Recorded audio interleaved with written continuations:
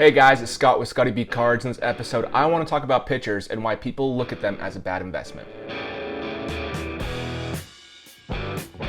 So in the past, we have all heard that pitchers are not the best investment. But why is that? Pitchers are still a huge part of the game, so you would think that there would be more value there. In this video, I want to dive into why I don't think in some ways they're a good investment and why in some ways I think they could be a good investment. Before we start, if you are a sports card, trading card, baseball card fan, then this is the channel for you. Make sure you hit that subscription button so you don't miss any of the 2 to 3 videos that we post each and every week about this type of content.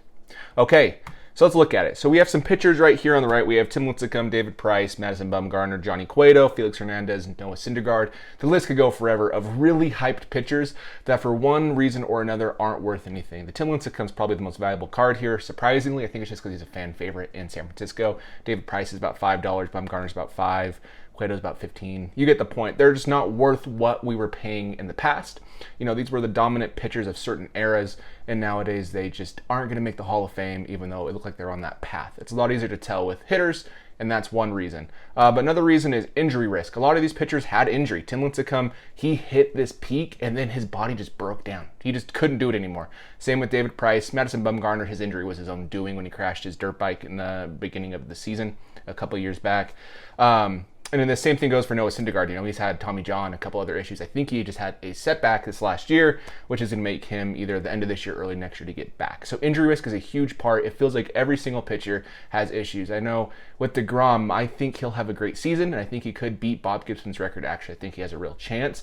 But it seems like every other start he's pulled early for some sort of elbow stiffness or shoulder soreness or all these things. And it's just super nerve-wracking as a specific investor of these players. On top of that, they only play once in every 5 to 6 days. Position players, they play every day. You can watch, you can see highlights consistently. You're lucky to see a pitcher's highlights once a week. If they have an okay start, you won't see anything. So maybe a few weeks or even a month before you really see some big highlights of somebody striking out 10 or 15 or whatever it is. They have shorter peaks. They also have longer peaks. So they're either these type of players who have really good moments and they fizzle out like Tim Lincecum, or they're able to figure out in like their mid-20s and last until their 40s. You know, you can think of Max Scherzer. You can also think of Randy Johnson. He's a great example. He wasn't that great of a pitcher until his mid-20s, or even late 20s, and they have these really long, successful peaks. Zach Greinke's another one. He's refigured himself out, but those success stories are so easy for me to pick out of the air because they're so few and far between for Hall of Fame caliber pitchers. Nolan Ryan obviously had the amazing stretch of playing forever and striking out everybody along the way, but there's a lot more of Tim Lincecum's, David Price's, Madison Bumgarner's than there's ever going to be of those Hall of Fame caliber pitchers. And people don't care about a lot of the feats of a pitcher, you know, unless it's 3,000 strikeouts. No pitcher's going to hit 300 wins anymore, but that was a big one, maybe 200 wins, but even then, no one really cares. A lot of these things just aren't super sexy, like a home run. 50 home run seasons are huge. Look at Ronald Acuna. He could have a 40-40 season, and that's going to drive up his prices. Juan Soto had a batting title. All of these things just kind of aren't as big of a deal. I know Aaron Nola, he struck out 10 people in a row. It was like the first time in a forever time frame that's happened, and no one cares.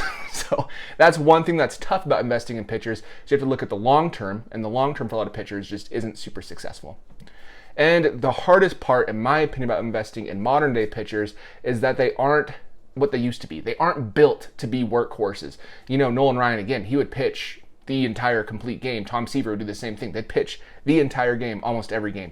Nowadays, even with DeGrom, who's super dominant, he probably will have 2 complete games this year outside of the 7-game double headers. He'll probably only have a few. I think Max Scherzer's led the league a few times with just 2 or 3. So it's just one of those things that they aren't built to have those counting stats, which will hurt their investment opportunity. But are pitchers really a bad investment? Yes, but no. Like, they aren't a bad investment. You know, pitchers can still make you money, but they do need to overperform. Here's Jacob deGrom. Let's look at this. In December, his PSA 10 was $200. Mookie Betts at the time was about 1,000. Mookie has performed poorly. He's back down to about 400. But it took deGrom to have like the best modern season of all time to really spike up and get to where's he at now? About 700. So he's more than Mookie Betts now, but it took him a long time to get there. It took him a lot of effort, and it's just not super likely. But it is possible to time the market because pitchers are less expensive. You can get into them really cheaply, and you can actually flip them once they have a good start, hit one of these peaks right here or here or here. Just make sure like you don't sell at the dips if you can. Obviously, that's the whole goal of making money, is just sell at the peaks, buy at the dip. It's easy, right? But the point remains, you should be able to time pitchers really well and don't have the same attachment to a pitcher's card as you would as a hitter's card, because long-term hitters just seem to perform better as like somebody, like a kid back in their childhood would remember. You know, I remember Ken Griffey Jr. a lot more than I remember Pedro Martinez. Pedro Martinez is awesome, probably one of the best pitchers of all time. The other thing about pitchers that is tough is there is huge downside potential. And this was a ridiculous sell to begin with. Whoever was this high on Matt Harvey either was really confident, wanted to take a shot, or he has a lot of money to spend. But regardless, this Matt Harvey card, I've showed it on the channel before, sold for $6,200 on June 8th, 2015 at the peak of Matt Harvey for Mets fans, which is a big market, which makes sense why it went for that much. But, you know, he had injury issues. Couldn't feel his hand anymore. He was picked up and signed, dropped by a bunch of teams, including the Angels, which watching Matt Harvey for the Angels for like the 3 or 4 games he pitched was really tough. But overall, this same card is now $76. So it's a huge loss. There's huge downside potential. And realistically, the upside on this card wasn't that good to begin with. Like the person who sold it at $6,200, they timed the market. Like I was saying, they did a really good job of that. Whoever bought it, I don't know what they were trying to do. And let's look at hitters versus pitchers. You have Ken Griffey Jr., you have Randy Johnson. They're both in the 1989 Upper Deck, star rookie set. Ken Griffey Jr. is #1 card in the set, so a lot of his cards aren't PSA 10s. I think it's about 3,500. Ken Griffey Jr.'s, I think, like 4,500. Randy Johnson, these were always off-center because they were in that first sheet and they got corner dings and whatever else. But overall, pretty amazing careers from both of them. If you look at Randy Johnson, he had 101 WAR, which there's a very few people in the history of Major League Baseball that have done that. There's 20,000-ish people who have played, and less than like probably 80 who have gotten to that point. Griffey didn't even quite get there. He had a really good peak, and Griffey's been one of the most important players for the actual like baseball popularity of all time. Really good peak and then really fast decline. It's kind of what happened to Griffey. But overall, both are fantastic players, Hall of Famers, and both are top of their positions if you look at all-time lists. But they're from the same set, so I want to compare prices. So here's the Ken Griffey Jr. 1989 Upper Deck PSA 10. 6 months ago, this card was selling for right under $2,000, and then, the crazy run-up happened. You can see it got all the way to about $6,500, which is probably a shill bid, just because that's way too far of an outlier. But there were plenty of these sold over $5,000, right around $5,000. Then they dropped to about $4,000, $3,000, and they're sitting right now at $2,100. So still, the card is up 14% in 6 months, which for a player who hasn't done anything, that's pretty impressive. People are really paying a lot for it. If we look at Randy Johnson, this card was $118 versus $1,800 when it started, and now this is sitting at $131. So it's up 11%. So pretty much the percentage change is the same, but the peak of this card was barely over $400. And yes, there's a few more, 4,600 versus 3,934. So really not that many, 500-ish more, 600-ish more. But this card has just steadily declined, and I bet you soon it will be under the 118 where it started 6 months ago.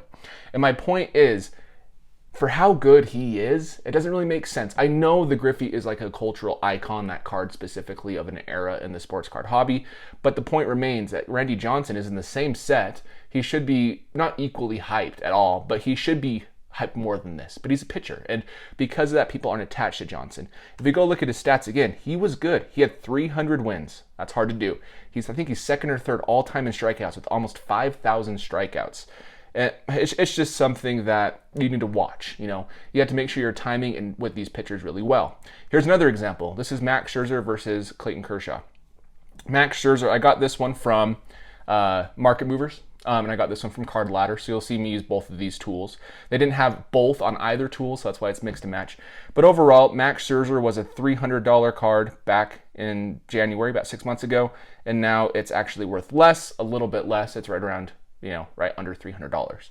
While Clayton Kershaw, he was at $600, and now he got to a peak of around $1,500 to $2,000, and now he's sitting at $1,200. So he's doubled. Scherzer's dropped, and they're both Hall of Fame pitchers. And Scherzer, in my opinion, besides his injury he just had, is having just as good, if not a better year than Clayton Kershaw. If you look at their actual numbers, Kershaw was on a better team majority of his career, but they both have rings.